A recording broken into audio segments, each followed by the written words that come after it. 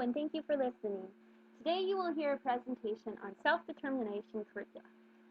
The objectives that you will learn and gain after viewing this PowerPoint is being able to define self-determination, know why it's important for transition, identify major components and characteristics, identify barriers, have some guidelines to help you choose your own self-determination curriculum, learn about some popular options available, and identify ways to support the self-determination. According to Waymeyer, the definition of self-determination is volitional actions that enable one to act as the primary causal agent in one's life and to maintain or improve one's quality of life. In other words, it's acting or making decisions intentionally based on your own will. A big misconception is that it means everything has to be done independently. That is not true.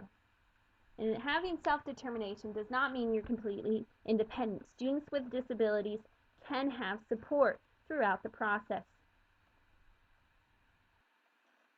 Major components to self-determination are autonomy, self-regulation, psychological empowerment, and self-realization. The characteristics are choice-making, decision-making, problem-solving, goal-setting and attainment, self-observation, self-instruction, independence, self-advocacy, internal locus of control, self-understanding, and self-awareness. Sometimes in literature, these characteristics are grouped under one of the four components. However, I think it's more realistic to just list them because they interact with each other. And when you're developing these characteristics and learning about them, sometimes you have to review and revise and go back while learning and growing. Now, why is self-determination important? First of all, the legal mandates. You have, based on IDA 2004, they stated that beginning no later than when the child with a disability turns 16, they must be invited to the IEP meeting when discussing transition services. Also, their preferences and interests should be considered when developing the plan. Also, according to the Rehabilitation Act, amendments of 1992, an individual with a disability has the right to live independently, enjoy self-determination, make choices, contribute to society, and pursue meaningful careers. Also, there is a good amount of evidence that supports self-determination. Research has shown that students with a wide range of disabilities, severities, and ages can benefit from self-determination instruction. Also, there are links between greater participation in transition planning and self-determination skills. This is important because that means students who are learning self-determination skills, they are more likely to become part of their transition process and participate more in the IEP planning, goal setting, and career search. Self-determination instruction also promotes greater participation in the general education curriculum. All students need to learn these skills in order to have a more successful adult life. It is also strongly associated with positive post-school outcomes like higher education, employment, and community involvement.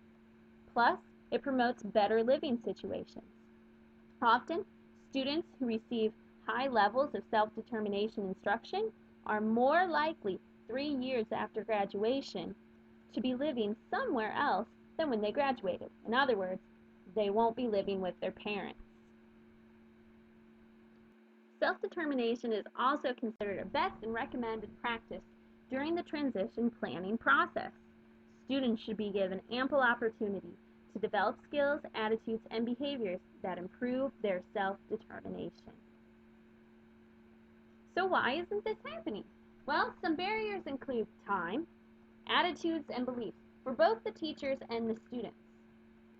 Teachers' attitudes and beliefs can affect the frequency and duration of self-determination instruction. If the teachers believe their students are not capable of learning self-determination skills, it will not be a focus in their curriculum.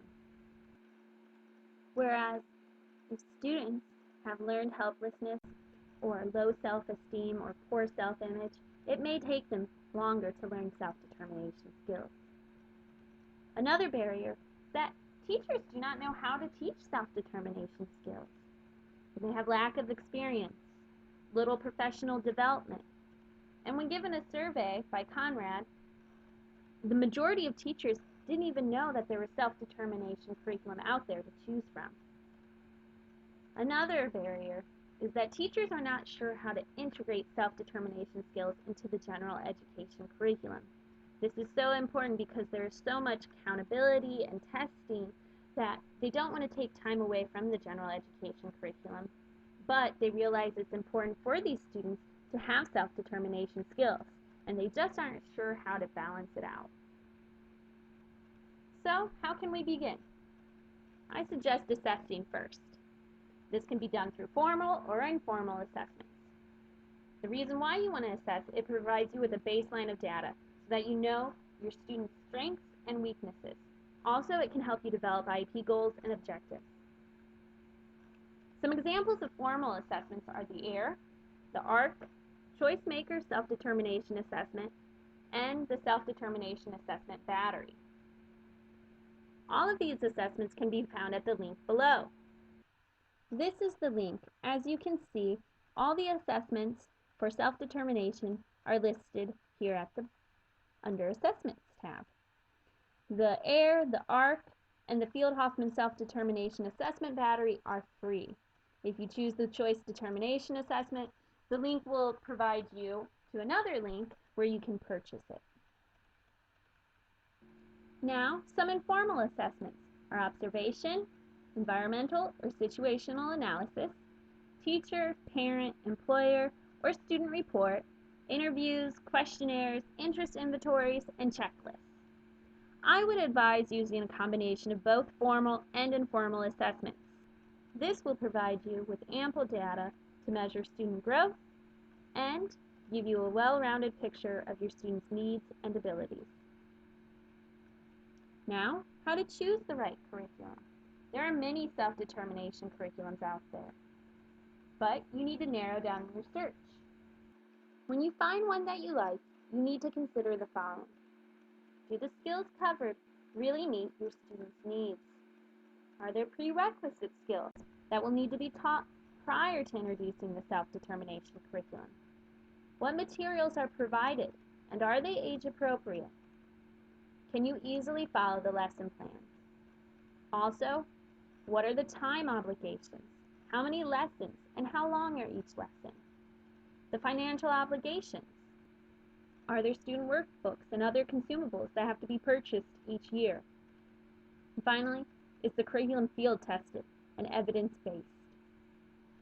Here is a checklist to use to help guide you in your self-determination curriculum options.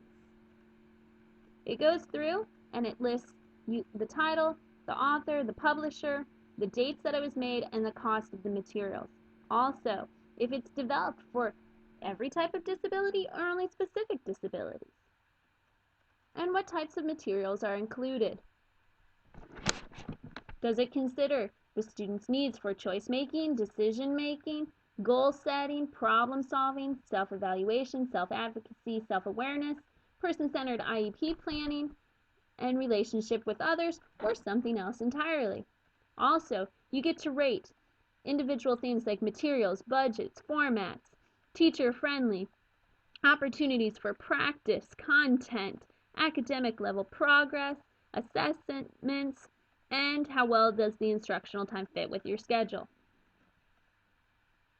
Now, teaching self-determination. Generally, there are two main approaches. There's a student-driven IEP or transition planning process approach, or integrating the self-determination into the general education curriculum. Both are good options.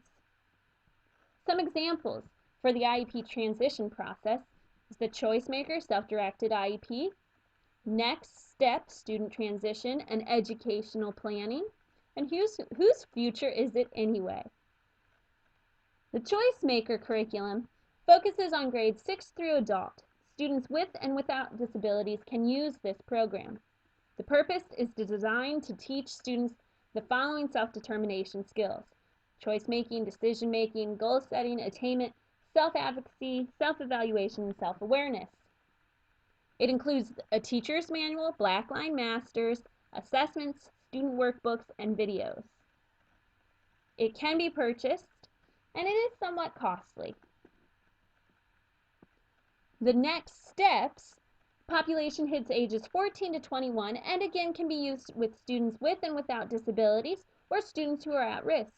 It is designed to teach choice making, decision making, goal setting, and attainment, self-evaluation, and self-awareness, again hitting many of the self-determination skills. It includes a teacher's manual, student workbooks, videos, and a brochure. Again, it can be costly and must be purchased. Whose future is it anyway? It's for middle school through transition ages. It's used with students with mild and moderate cognitive or developmental disabilities. It is designed to teach many of the same self-determination skills as previously mentioned. It includes a student's manual with a coaching guide. The exciting thing about this curriculum is that it's free.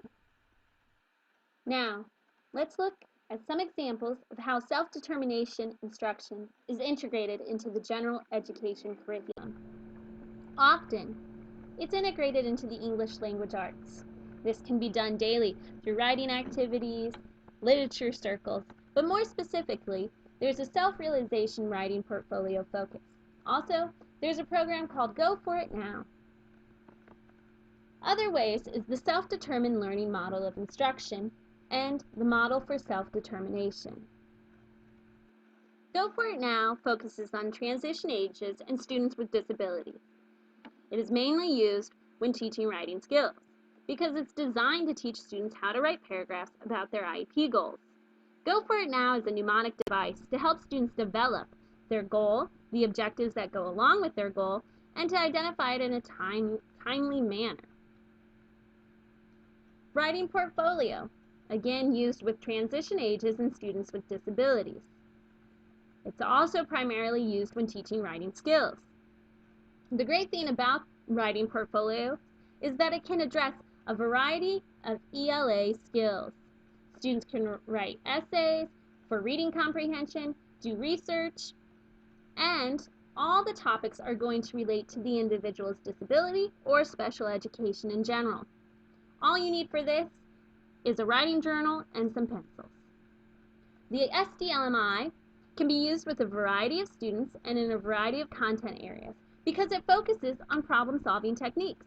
These are things we use every day. It teaches the students to be causal agents, which is very important to the self-determination definition. It includes 3 phases of instructional process with 4 additional questions per phase. All the phases discuss and deal with what the students want to learn. The students decide on their own choices, make decisions, and take action. Now, this doesn't mean everything is done independently. The individuals can have support from teachers, friends, or family. The model for SD, it focuses on transition ages and students with disabilities participating in the general education curriculum. It contains 5 components: know yourself, value yourself, plan, act, and experience outcomes and learn. It's for students to develop awareness of their own strengths, interests, needs, rights, and responsibilities. It includes an instructor guide, student activity book, and pre and post assessments. Now that we know self-determination instruction and curriculums are so important, how can we support them? Well, according to Field and Hoffman, they identified 9 quality indicators. If you follow these indicators, you will have a strong self-determination curriculum. Well, thank you for listening. I hope you enjoyed the presentation.